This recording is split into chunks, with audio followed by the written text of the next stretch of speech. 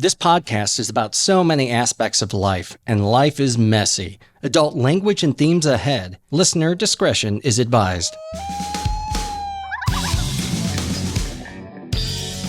Get ready to open your heart and your mind because we're going there. Taboo topics are back on the table.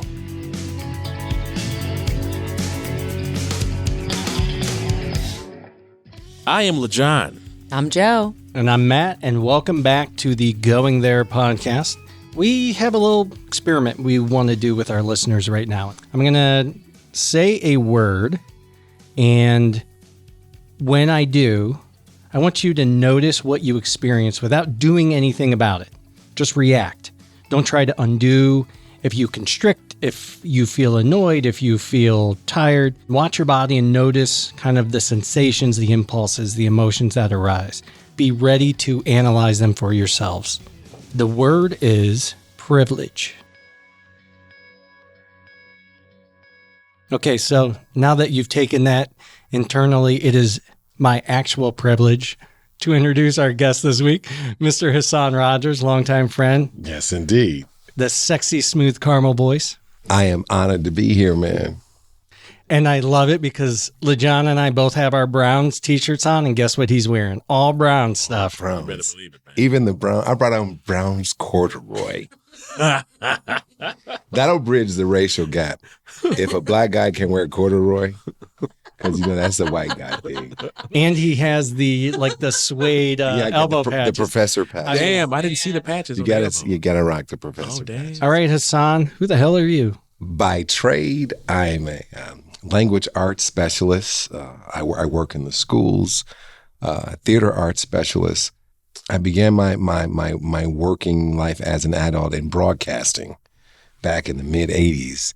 And then theater came shortly after that. And my involvement with theater and children came when I was involved in a group called Drama Theater for Youth at Caramel Theater here in Cleveland, Ohio. After that, I started my company, Storytime with Hassan, in 1993, where I would take my folktales and theater supplements into the schools, perform, and then conduct workshops after the performance. That's a big deal. That's a mission of mine, to make the arts accessible to all children.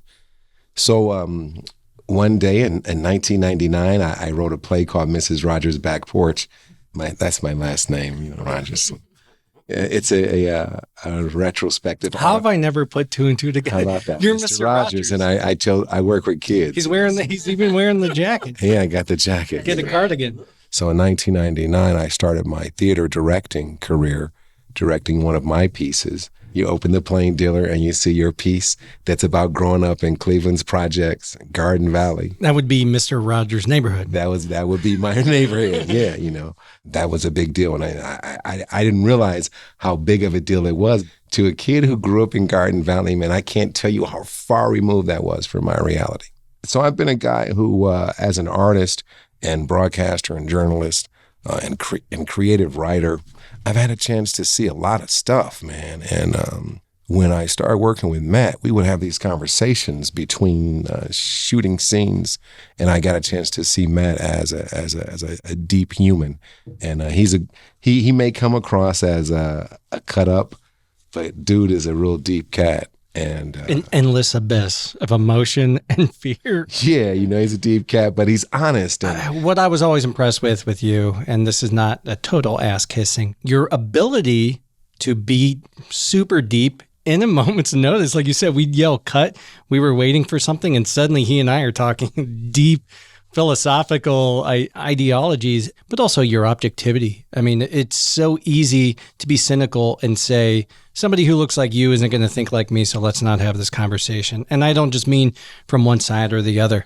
Who I am today has a lot to do with these types of relationships, you very specifically. I appreciate that, man. Speaking of creativity and having multiple talents and whatnot, our showcase musical guest of this episode is none other than Bobby Dragon. Bobby Dragon is a multifaceted musician, entertainer, songwriter, producer, and vibrational life cheerleader. And I mean that in all senses of the words and terms. Who creates, lives, and performs and brings you deep into the music with joy, and we mean lots and lots of joy. This Bobby guy, Dragon. yes, Bobby Dragon. So enjoy. Must have always been on the right path. My whole life got me today on the right path. Shine your light with me. Side by side we'll see where it all will lead. So let's dig in. If you did the activity, what'd your body tell you? The P word? Yeah. Privilege? Oh, the other, yeah. Uh-oh, we got some different reactions. The other P word. The other P word. Oh, never mind. Because I was thinking about both of them. But I ain't got none. That's the first thing I said. I don't have none. When you say you don't have any, do you mean numb or it doesn't affect you? Ooh. As time goes on, definitely numbness. Yeah. As time has gone on, yeah. We spoke on that before. Just becoming just numb to it all, man. Just like, you know what? Oh yeah, I expected that. That's pretty much how it works. After a while, a wound becomes a scar, right? Oh, you better believe it. But it's not like some detached, like Buddhist feeling. It's more like you're letting yourself drown kind of thing. Can we be honest? Does it bother you on a certain level? How can it not? Let me put it this way. It's still numb because the outcome is already known before anything happens. The outcome makes me numb. The outcome that I know before anything is even said, before the outcome is reached, the numbness is already there. So almost a defensive barrier. Yeah. I can get with that.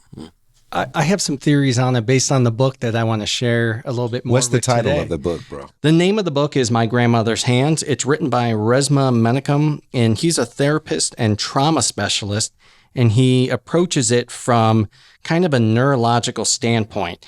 And I wondered what that meant as well. So far, I mean, I love his writing. I love his theories. His grandmother's hands, he noticed his grandmother's hands were different from his. He asked her why. They're like this from picking cotton. Racial trauma is in our bodies. And I mean that for everybody, including white people. But it's different for us, obviously, because we're on a different side of the teeter-totter. Before I go too much into that, Joe, how about you? What'd you feel? I wouldn't know if you call it like a flutter, but I guess like a flutter in my neck, esophagus area, and my heart was beating. And I guess if I was examining it, I was starting to get a little agitated. Agitated at its existence or just, my gosh, this thing doesn't go away. You know, if I'm to like unpack it, I wonder if it's a selfish, like seeing other people have things succeed, not respecting the I think it's a culmination of just like my whole experience with experiencing working with other people who have white privilege, financial privilege, just privilege in general, when I don't see myself as having privilege, but I do. But I don't see myself having the privilege that's equal to them. Basically, I feel left behind. For me, it's almost like a whack-a-mole. You know, the thing keeps popping up and you can't hit it fast enough. So do you stop playing whack-a-mole? No, you begin to say, okay, I'm going to get closer. I choke up my grip and I'm going to really look for it. So there is something to be said for those who are persistent at swinging at it. So for me, when I hear it, I see it as another chance at something to swing at, another chance at something that has been dogging me, that has been dogging a situation, and now I have a chance to address it. There is anxiety. Even when and Lindsay can attest to this because, Matt, you're always wrong. And not because I'm trying to be absolute, but you are male, so, like Lindsay, it's that point in the argument when you could crush, but you choose to see the bigger picture and hope that if I see the bigger picture, I can address how we get to this little snag when I don't address your little anxiety. I'd like to bring in our producer to respond to that. The question is, have you and Hassan been talking behind my back? We have not, although I do have to say in Matt's defense, he's much better at doing that than I am. Well, Matt and I talk about you, so I know. But honestly, man, for me, it's an anxious, it's a visceral reaction. I want to hit it, but I don't want it to be just me firing bullets at a shadow. These were really great answers, and this wasn't my plan, but they kind of played right into one of the things right in the book. I'll share, obviously, my experience. I was saying it, so I don't really have an experience, but what I'll tell you is, if I'm being fully honest. Do you want me to say it for you and then you can feel it? No, it's okay. Okay. White privilege. White privilege.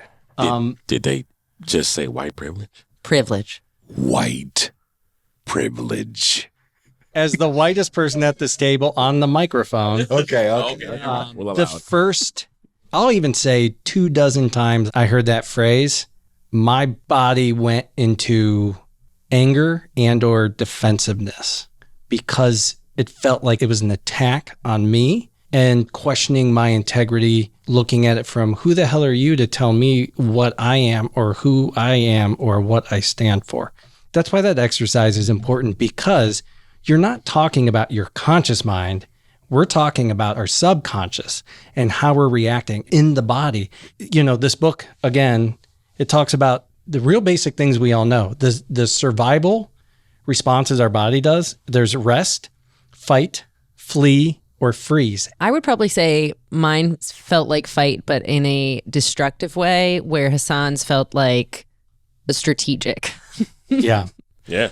Mine's felt like fuck it, because it's just like, okay, I can voice it, I can try to fight it and everything, I can talk about it. Mm-hmm. It's the never-ending battle. Now, I mean, we're going to just jump. I don't want to jump the gun. Hold on. I don't want to. First of all, I don't want to jump the gun. We're going there. You were going there. We are Okay. going there. Even with your melanin in mind, with the right proximity to certain individuals, we can transcend the white female. And you will see. Wait a minute. What are we trying to do right now? Well, no. You'll see that the privilege of white privilege also has male. There's a patriarchal rung on that ladder of privilege that unless that's addressed, and see, this is tough for me as a man. You're saying, hey, cut your feet off so your ankles can feel better. Well, as a man, we have to deal with the patriarchy in white privilege, because it's not just white privilege. Because you ask any, white woman who has been on the short end of a divorce, that it's not just white privilege, but there's a white male privilege. True. Does money make it better? I'm going to be honest. Yeah, money makes it better. Money makes some of it better. In America, we know that money and access to the free market makes a big difference. And when access to the free market wasn't an issue, you saw the Greenwoods of America. You saw Harlem in New York. You saw Detroit. You saw Cleveland, where there were amazing, what they called them benevolent societies, where these black groups were able to back a certain political candidate. They were able to raise enough money to build a black clinic on the east side of Cleveland. And then we see a systemic and legal crackdown on those movements. So you say, unless we have a redress, unless there is an economic and legal redress to the pain and suffering and secondary status that has been delivered and rested upon a certain part of our society, we'll never be able to begin to heal. If we go around the table and I ask you guys, what's the worst thing somebody could call you? You would come up with some pretty horrible words or names. Premature ejaculator. Man, I can't stand that. and I, because the effort wasn't appreciated. It's like you're coming over to dinner and you like baked a whole nice plate and you dropped it right at the door. Yeah. Now no one. Yeah. It's a 5-second rule. Yeah, it was 5 seconds. That's LeJohn's dating nickname, 5-second rule. If you're listening to this podcast and you're white and you're not super woke. Congratulations on getting this far. Yeah, you made it through a lot. Because I'll be honest, I'm not super woke. I'm just somebody who will listen and try to understand. That's all you really got to be. The worst thing you could call a white person, I mean, because you could call us racist terms, and none of those hurt our feelings because call me a cracker. I'm not going to, oh, darn. What about it? Hunky? If anything, I find those funny and enjoyable. Yeah. Hunky. Do you know any hunkies? Honky may be the funniest word. Honky sounds like that, like one of those puppets on Sesame Street where they were like making their nose make noise. That's Levity. Look, here's the reason why we have levity. Look, I know, because see, Matt, you're making a very serious point, but the levity, and I use a ladder as an analogy a lot, but if one of those rungs isn't our ability to laugh and to share our pain. But we can't have levity if we're not in that safe space. That's true. Well, but you're honest. You don't mind honesty. Here's the thing. Look, no one's saying, and I got to say this so that everyone listening hears this. We're not taking anything from your father whose grandfather came over here in 1912, who worked at the Central Market on sandy, dusty floors, who worked 14 hours a day on his first job, 10 hours a day on his second job, and didn't eat, didn't defecate. He just worked. We're not taking anything from Papa. I am a third generation pants shitter. And you know what? Do you know what the most heinous, offensive thing you can call a white person is? privileged. Racist. Racist. Put it all together. Now, I'm talking about from our deep subconscious, because the first thing that we want to do, if we're honest with ourselves about how our bodies react, is we want to fight you and or run away. Because how dare you, Hassan, how dare you talk about me? I have no privilege. Right. I have earned everything that I've gotten in this lifetime. And you weren't a slave owner, right? So that's Right. where people who are like white people get upset about. If you guys haven't noticed, this is a Spike Lee joint, and I'm playing the bad guy in this episode. You're John Turturro in this. So here's the thing with the uncomfortable truth. We have to be able to say these things to each other and it not be a personal offense. Yeah, I think it's important to accept that because of the color of your skin, if you are white, you have experienced privilege. It doesn't mean that you personally went and stole someone's cup because you like the color of it and you want to drink it, and because you're white, everyone's like, well, Matt is white, so he gets this cup. Sorry, Hassan, you have to drink with your hands. I drink out of Matt's cup. You're drinking the, Dude, nobody's mad that you're white. No one's mad that you're a man. No one's mad that you're straight or, cis. Here's what we're saying in a nutshell with white privilege is that for all that you've gone through, none of your struggles has been because of the color of your skin. Exactly. And that when you want to look at the modern, like postmodern America from 1944 on up to where we are now, the jobs with the county weren't open to blacks. The jobs at the hospital outside of sanitation, none of those were open to blacks. The jobs on the police force, none of those were open to blacks. And then when they did open them in several cities like New York, Chicago, LA, those black cops didn't carry a pistol. They weren't allowed to be armed. So it took until like the 70s and a lot of anti-discrimination lawsuits for fire departments, police departments, county offices. Think about that. It took lawsuits, not to say we're going to give you more than your white counterpart, just for you to be able to apply for the job. Bringing it away from white privilege into male privilege. Strike two. Yeah. Sorry. I am also wearing pants, which is illegal for women, right? But when you bring up the male part, the patriarchal part, do you think that our white sisters are enabling it? Well, yeah, absolutely. Listen, women are secondary. We're second class. But white women are like a little closer to first class than Again, it might be money. It might be by proxy. There's a lot of things that are equalizers. Can I speak to my point though when I was talking about male privilege? You can't So say that. yeah, and That's I why I guess brought that yeah, up. I guess yeah. Thinking you can cut me off. No, I'm just kidding. I'm sorry. I was telling my friend about how I was nervous to walk in a certain neighborhood at night because there had been like some crimes and I would get catcalled all the time. He was like, "What? I never get catcalled." Like, well, you're a 6'5" man. That's why you're not getting catcalled by all these guys. And he's like, "Oh, Hey, yeah." I've never been racist or sexist. Like, how dare you guys accuse me of this? Right. And that's the thing about privilege is like you might not be, but you need to recognize that there's a society that fosters it. Lindsay, would you come in on this, please? What we see the white male privilege being a step up. Are you calling me Paula right No, now? I'm sorry. Yeah. We see a step up above. You were talking about wearing pants. You thought you were Paula Poundstone. Oh, that's Yes, right. the Thank pants. you. Please go, please. I think from a couple different perspectives, you have a lot of women who are in traditional marriages where it's the weak woman and the husbands are more of that macho, misogynistic. You've got that at home. And then walk into corporate America. That is white man's land. And it is so frustrating. It really is like looking at a corporation.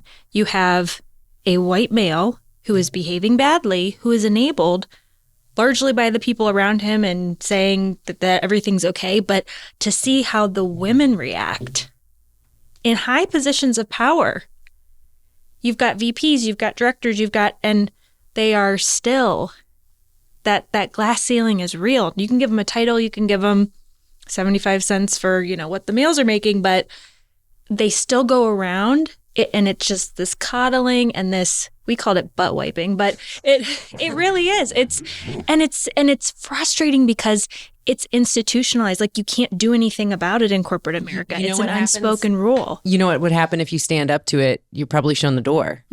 Absolutely. So you might as well take your 75 cents of the dollar and know that you're doing better than other people and keep quiet. Think about Django Unchained and who Samuel L. Jackson's character was.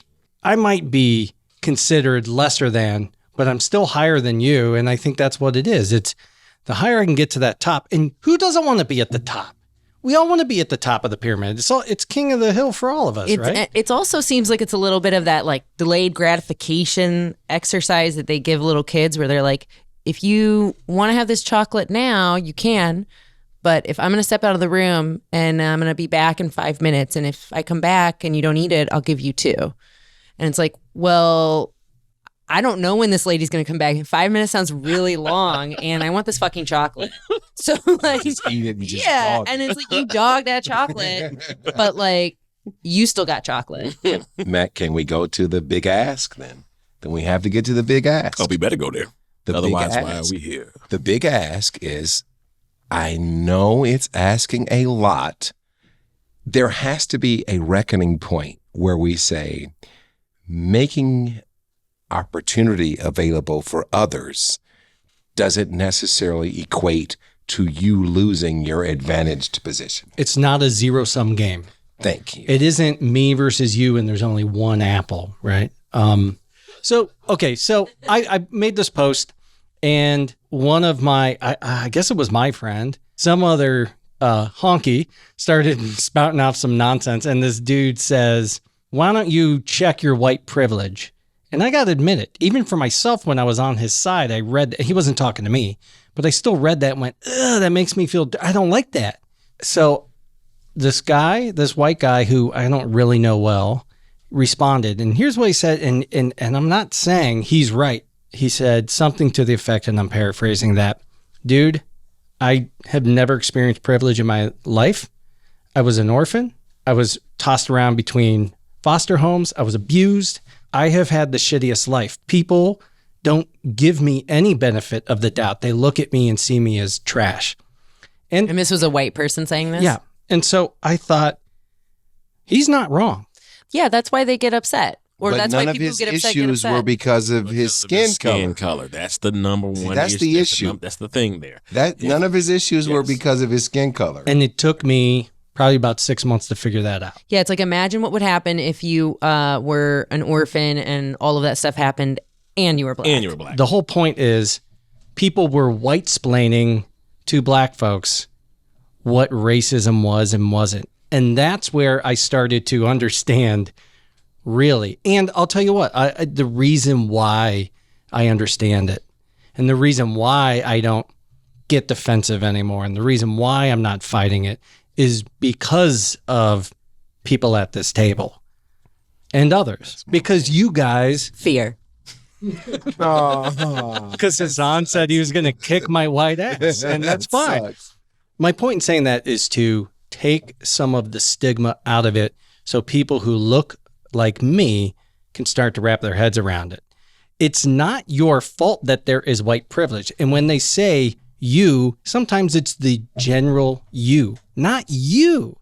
We have the advantage in our culture, and you can use it for good or you can use it for selfishness. And I honestly think so many more people will appreciate you for trying to use it for good. I want to just jump in and talk about what white privilege looks like in a more subversive, more subtle kind of way, as opposed to just like policy. This is an article that I came across when I think it was written in like 2017. The guy was like, to all my black or mixed race Facebook friends, I must profess a blissful ignorance of this white privilege, which I'm apparently guilty of possessing. Not being able to fully put myself in the shoes of someone from a background, race, religion, gender, nationality, body type that differs from my own makes me part of the problem, according to what I'm hearing. So that I may be enlightened, can you please share with me some examples of institutional racism that have made an indelible mark on you? If I am to understand this, I need people I know personally to show me how I'm missing what's going on. Personal examples only. So this is Lori Lacken Hutcherson. She is a Harvard graduate, a former film studio exec, and she is the founder and editor-in-chief of the website Good Black News, talking about her personal experiences with white privilege. The first one that she talks about is when she moves into an upper middle-class all-white neighborhood when she was 3 years old. They had a big backyard. Her parents built a pool, not the only pool on the block, but the only one where the neighborhood boys started throwing rocks into it. The white privilege in this situation is being able to move into a nice neighborhood and be accepted, not harassed, made to feel unwelcome or prone to acts of vandalism and hostility. When her sister was 5, a white boy called her the N-word after she beat him in a race at school. And then she had to go home and ask what it meant. And if that's unclear, it's you've never had a defining moment in your childhood or your life where you realize your skin color alone makes other people hate you. That is white privilege. And one was to her doctor when she was getting a physical. She said, I need to send an immunization report to my college so I can matriculate. The doctor said, where are you going? She said, Harvard. The doctor said, you mean the one in Massachusetts? The point here is if no one has ever questioned your intellectual capabilities or attendance at an elite institution based solely on the color of your skin, that is white privilege. And this is by no means this rare little nugget. Here's a great example. There were some help wanted ads in the Boston Globe and the Chicago Tribune. And so these people doing this experiment, they responded with more than 5,000 made up resumes. And while all of the traits were comparable and all of the skills and education, on some of them, they were randomly assigned names like Jamal or Lakeisha, that sounded African American, or like Emily or Greg, which obviously sound more white. And what do you guys expect happened? Some of the resumes didn't make it to the top.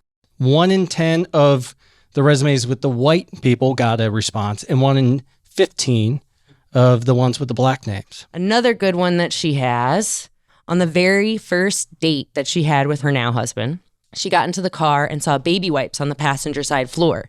He said he didn't have kids and that they were just there to clean up messes in the car. She twisted to secure her seatbelt and saw a stuffed animal in the rear window. She gave him a look and he said, I promise I don't have kids.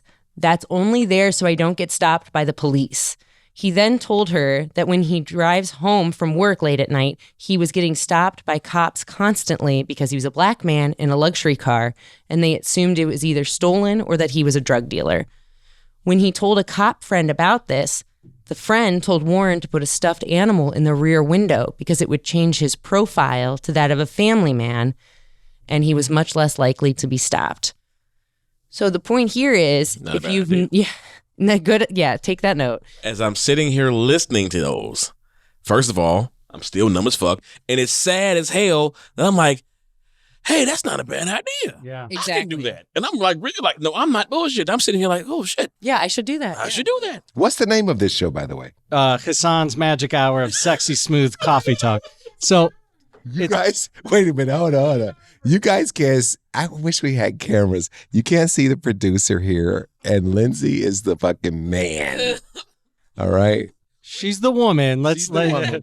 Okay. Well, you know what I mean? You, euphemistically speaking, but go back. Yeah, I can give you some examples. I started working a funky third shift job. I can't even call it third shift. It was second and third shift combined. Turd shift. Got it. Turd shift. It was 7 p.m. to 3:30 a.m. What kind of shit is that? Okay. Wow. All right. So for the first 3 straight nights, I got pulled over by the same cop. Did he realize you were the She. same person? Did she realize Was you? she interested in dating you? Yeah, exactly. Right. Yeah. I should have inquired that. Hey, listen, I'm just coming home from work. Yeah, at a funky hour, like I already expressed. But it's like, damn, it couldn't have been more clear. Black dude driving through Newburgh Heights at a late hour. To pull out of my driveway and to look around to see just where they are. But not that I'm trying to avoid them because I'm driving dirty or riding dirty or whatever, but it's the fact that it's like I just don't want to be bothered because I know you're trying to bother me. I know you So want you're to bother me. saying you're saying you hate the police. I am not saying that. Don't you do that. Don't you do that. That's all good though. Again, Yeah. it's a Spike Lee joint. Yeah, I got you. No, not. What happened to bridging the gap, Matt? Yeah, because one thing for certain, I have respect for anybody whose job is to say where it's at. I'm on my way. I have no idea who you are. I have no idea how you look before I get there. I'm on my way. So that's just anecdotal. That must have just been a really nosy cop in a small town. Oh, they have nothing else to do. It ain't shit else going on except the Family Dollar. So then that's not really racism. That's not really. Wait. I gotta. I'm trying to tee him up for something. Yeah. I see exactly what you're doing. I love it. I fucking love it. Here it is. Okay, so why else? Multiple nights, 3 in a row for that matter. Okay, why else? What do you think? Why else? We're scared, but we are taught that through media, through political rhetoric, that the black man is scary. Do you know why the black man is scary? This is always what I thought.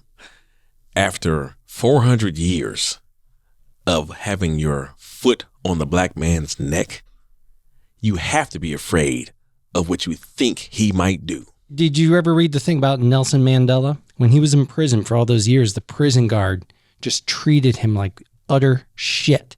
And when he finally got out, they saw this man and they're like, he is afraid of you. This man was shivering. And they asked, like, what happened? He goes, no, because this man essentially tortured me while I was in prison. And he thought when I got out and I got to power again, that I would return his favor in spades. And instead, you know what I'm going to do? I'm going to show him kindness.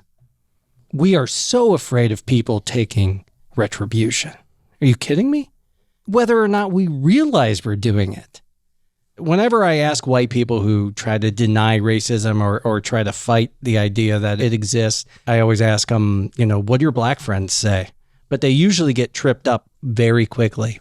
My assumption to that, and it's just my opinion, is that they don't have black friends. They just know black people. Because I could not be friends with the 2 guys sitting at this table and then hear you tell me your stories and feel good about myself about sitting there and doing nothing about it. There's a difference between, and even in the black community, like John's gonna be like, oh, Haas, you're like letting secrets out. In the black community, there's a difference, Matt, between a guy like Matt Pallotta and a guy like Mike Pence. Like there's not a monolithic white guy. Well, the word this year was ally. Yeah, there it Fucking is. ally. You're like, Matt, you're an ally. You know, you're not. I need you to promote that to the secret black club you guys are talking about. Justin, you're Tell in him there. to Always do. Me up. Lindsay. Let me set the record straight. Look, beyond race, beyond gender and all that, there's how a person is at their heart. Hassan and I made a point to meet up and grab a coffee on a beautiful day in downtown Cleveland. I asked you what your experience and views on the police were, because that's when all this stuff was happening. It was shortly after George Floyd. You talked about if my car broke down the side of the road. When I break down or if I have an issue, I'm more concerned that I'll be able to fix my issue before the cops arrive so that I don't have to go through the gauntlet of dealing with the cops. Yeah, look, you're going to get the guy who realizes that, wait a minute, if I run this, I could get more if I look at this guy's background, or I could help the guy. I could help this motorist, or I could give him the business. Well, to realize that your whole life could change, that's the issue, that your whole life could change on a traffic stop. Not because of your decision making, not because that you've been selfish or you are a criminal, but your whole life could change on a traffic stop. If there's anything that you're willing to do, I hope you're willing to have the uncomfortable conversation with those who don't look like you, with those who are not your gender. Guys, the fact that we sit here right now, a couple of black guys, a few white people, and we're going to share something with the world. If this were 1857, she's going to have to risk her life. He's going to have to risk his life. I would have died in childbirth. You'd have died because you have a smart mouth. So you I have a would smart die. mouth, so I would have died. Matt, they're going to do unspeakable horrors to you. So here's what I'm going to say. It's not your fault that white privilege exists. You did nothing to earn that badge of horror. However, you can choose whether or not you do something good with it. Yes. Go out there and make friends with people who aren't like you. I promise it will change your view on the world and it'll make you better for it. I've been thinking about something over here, and I guess I'm finding myself getting closer to understanding why, if you're white and you don't speak up on white privilege and everything, why you wouldn't. I think about an NFL football player. How many black NFL players are saying, don't draft me. Draft Dan Smith. Draft this white guy.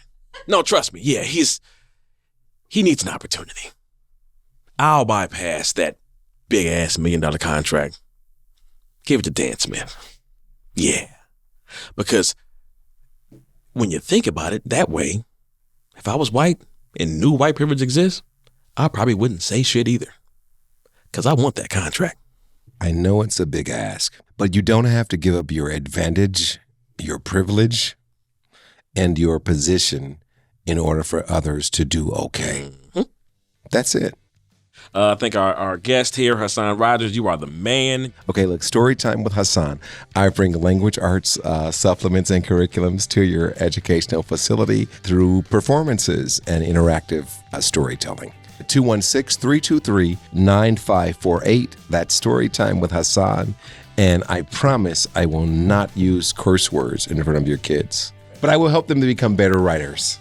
Thank you so much, Bobby Dragon. Bobby Dragon. You can get a hold of Bobby's Dragon's music at Bobby Dragon. That's all together, BobbyDragon.com. We just went there. Now you can go to Instagram at the Going There Podcast, Facebook at Going There Podcast, or email us at goingtherepodcast@gmail.com. This podcast is made possible by its hosts and Frame One Media in association with Lindsay Baker, Tyler Kubisti, Michael Madgar, Joe Calley, and Bobby Thomas.